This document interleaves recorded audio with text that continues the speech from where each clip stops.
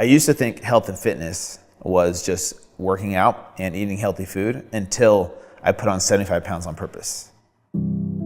Drew Manning, he's a personal fitness trainer. The extreme experiment of Drew Manning. One man is taking a journey from being fit to getting fat. So no exercise for 6 months, and I basically live off the typical American diet of processed foods. Hard rock, muscles, everything else, very lean. And you thought, I'm going to put on 70 pounds. Let's see my waist. Let's see. Okay, so I'm still at around 47.5 inches. The idea of Fit to Fat to Fit came from me noticing that there was a disconnect between my clients who were overweight and me, because I couldn't understand why it was so hard for them just to do what I told them to do. I'd give them meal plans, I'd give them workouts. I'm like, okay, here's what you do it. And then they would tell me, Drew, I cheated, on the meal plans. I didn't, follow it exactly. I gave in, had soda or cookies this week. And so I was thinking of ideas of how I could better help them. And the idea of getting fat on purpose, as crazy as that sounds, it was like a lightning bolt moment in my head where I'm like, I need to do this. It was like a calling.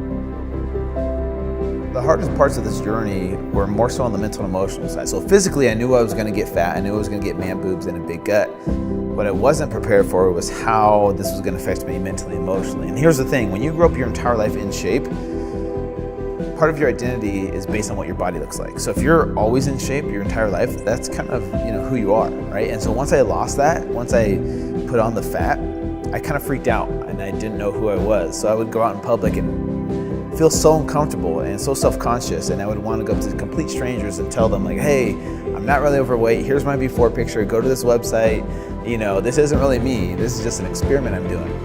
It really did affect my relationship even with my wife. It affected me as a dad, it affected my personality, and that's the scary thing. So my self-esteem, my confidence levels took a hit the bigger I got, and so that was the hard part to deal with, was my self-esteem, being out in public or getting out of the shower, covering up in front of my wife. See on the scale here.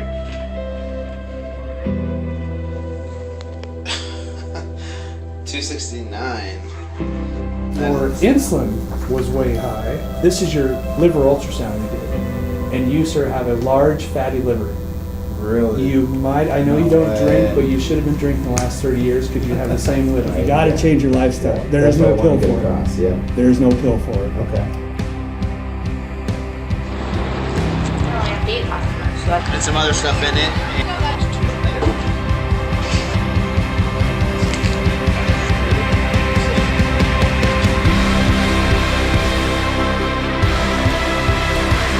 Here I was, self-conscious, freaking out, losing, lack of self-confidence, and it really changed the way I saw myself, because it really forced me to look at myself as more than just my physical body and see my clients from a different perspective as well, because I realized how much of transformation or change is mental and emotional.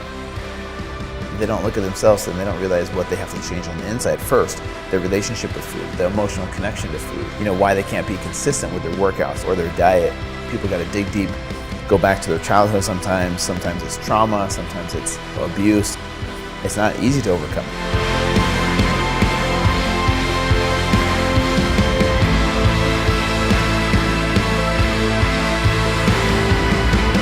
People are willing to put in the work, then they'll be able to have a healthy relationship with themselves and with food, and really embrace this as a lifestyle change.